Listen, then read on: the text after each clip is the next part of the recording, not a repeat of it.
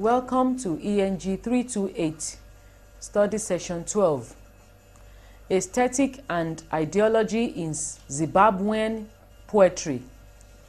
Introduction. The Zimbabwean war poetry differs from the poems emanating from that region because the war experiences are relayed by the representative. This class of poets were closer to the rustics than the bourgeois poets.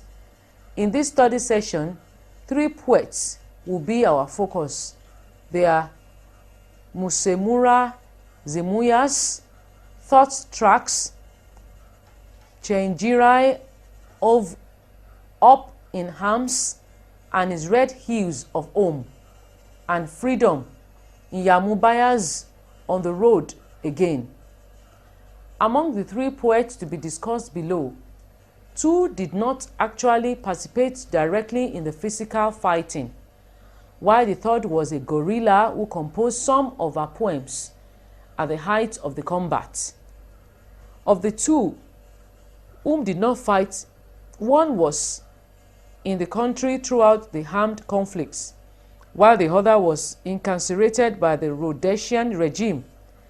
As a result, we would discern differences in ideological perception and styles of the poets in depicting reality. Learning outcomes. When you have studied this session, you should be able to point out the nature and general atmosphere of Musemura Zimuya's later poetry. 2. Discern the main thematic concern of Chenjirai's Ov's poetry. 3.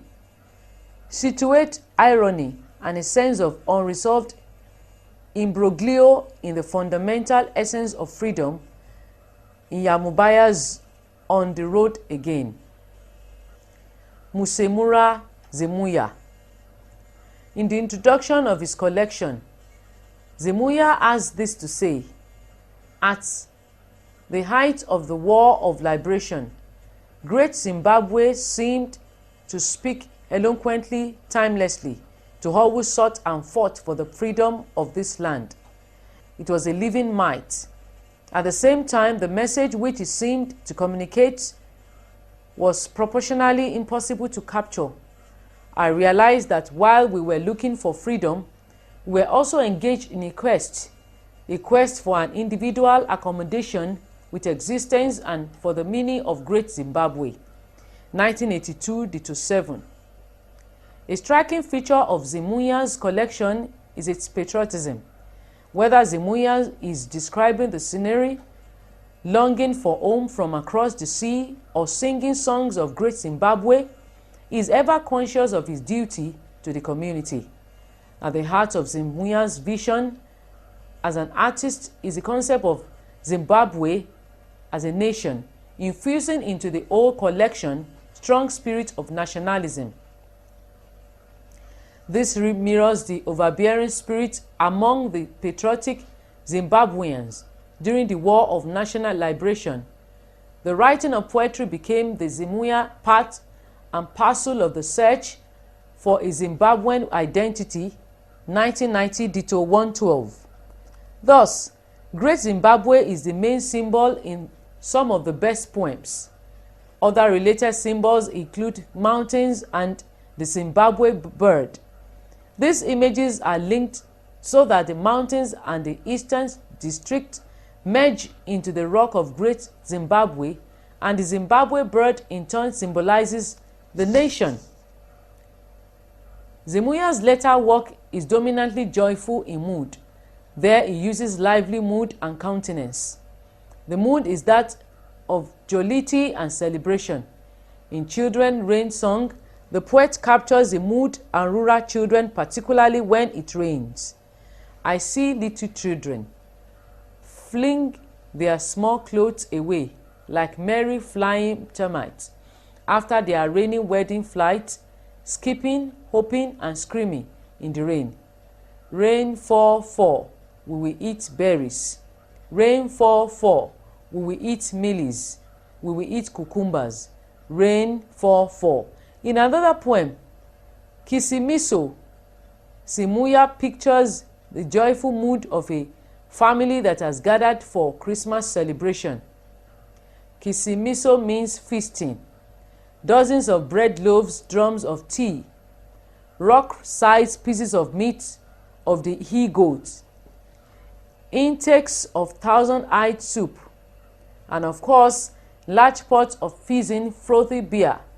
Nothing about the book theme of good will and peace. Of course, goodwill was always here, and old man, well known to me, lost his hair.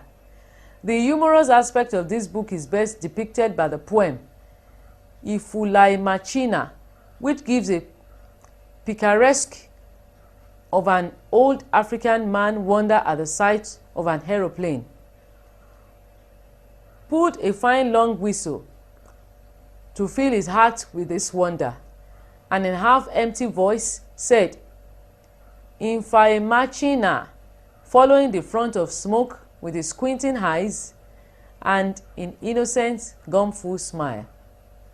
The above poem differs in contradiction to the prison poem, where the persona is compelled to think deeply and calmly about the trace and pillage of incarceration. In the poem entitled To Man, Dear Mai, as long as I can still cough and spit, as long as I can still hold this poem, I'm alive, man. I hope you are well also. Please do not let your mind feel darkness. Do not grow your heart away with grief. I am alive, Mai. It will be over before long. Many of the poems in thought tracks are very easy to comprehend, while some are difficult, but it is important to note that all the poems appeal to the reader. Zimuya's power of communication in this collection is laudable. His sense of rhythm and appreciation of the music of poetry gives some of the poems lyrical quality. More so, Zimuya's appeal to the imagination is almost unequaled. Zimuya as a poet is a philosopher as well as a poet of ideas. He seeks to explore the nature and significance of the monument, hence the importance attached to its silence, the exhortation to his son to approach time like the stone, which is not time enslaved, and the attempt to define and characterize the timelessness of the stone in The Stone Speaks. I am old and ageless, young and youthless, living and lifeless, dead without death. Chinjerai Hove. In Up in Arms, Hove commits himself to delineating the harrowing experiences, sufferings, and heroic exploits of the common people during Zimbabwe's War of National Liberation and at other times during the colonial era. Hove has not set out to eulogize anyone, but to portray the effects of the war on the common people and on the fighters as victims of war's cruelty. He therefore emphasizes its brutality and harshness of the perpetrators. In The Armed Man, whose gun mates with his hunchback, and those who, in the poem, When I Behold, December and disfigure his sister, learn, scattered fingers, charred hair, mangled teeth, sprinkled with dust. The persona here recalls the frustrations of a war-turned wife who is tired of a husband who never sleeps, guarding the home or on call-up, never sleeping. He recounts the story of a heroic grandmother who cooks for the fighting guerrillas despite the coming dangers to herself, but who was forgotten by national anthem makers. In A Boy, Hove expresses the humanizing regime of white imperialism in Zimbabwe. A boy you are called, by milk-plastered lips, and you undo your heart, to bear that musty dome, yet a boy you remain. In the above poem, the persona is referred to as a boy with grey hair and after over 30 years in service. After all these years of spotless service, all he gets is a part and a clock. A part from my tennis boss, the first of its kind, plus some tickling clock for my withering wrist. And that's all with me. After all the exploitation, the only thing the worker could do is to go home, waste away redundantly, and expect, according to E. Ngara, Hove is the voice of the people. He therefore set out to use his pen to fire against the civilization that brings such sovereign and humility on the common man and woman in the city street and the communal areas. 1990, Ditto 117. This is the theme in Uprising, which gives the volume its title.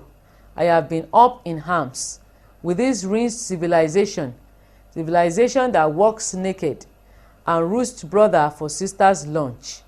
Hove is explicitly partisan in these poems. He speaks for the dispossessed peasant, the exploited worker, the butchered freedom fighter, and all the downtrodden. In Red Hills of Home, the focus here shifts from socio-political issues to personal and family tragedies. Here, Hove dwells on the tragic aspect of life.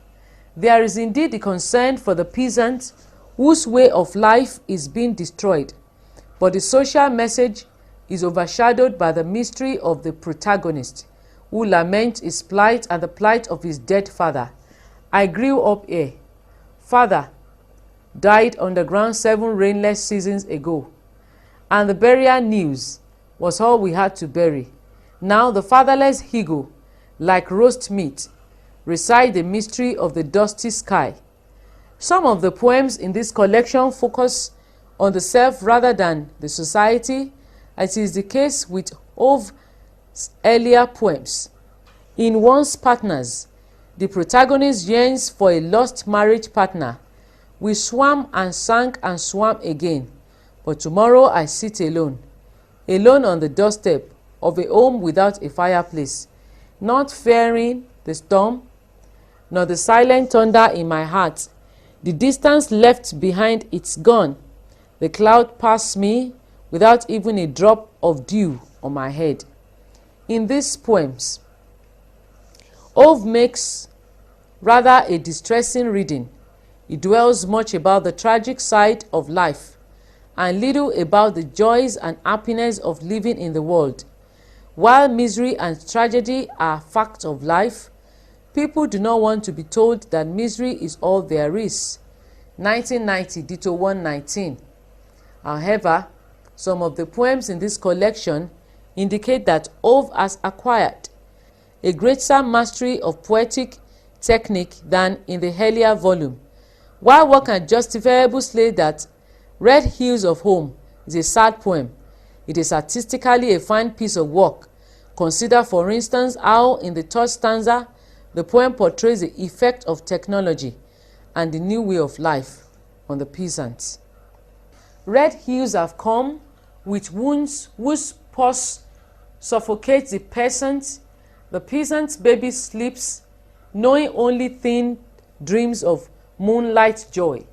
Dying too are the songs of the season that father once sang. Hove, on the whole, preoccupied himself with the plight of the common man and woman.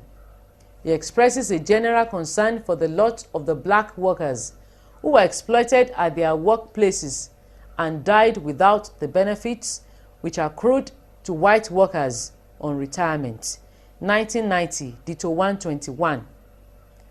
Freedom in Yam Bumbaya. On the Road Again delineates the poet's view of the nature of the struggle for freedom, independence, and social justice, as noted in the introduction to this study session. Iya Mubaya participated actively in the armed struggle for the independence of Zimbabwe. She carried a gun, lost and buried friends, and marched to victory with the rest of the fighters in 1980. Now Zimbabwe is an independent country. But to Nyambaya, the victory of the freedom fighter was not the end of the struggle. She knows that the struggle goes on and on.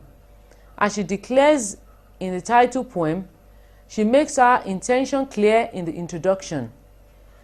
Now that I have put my gun down for almost obvious reasons, the enemy still is here invisible.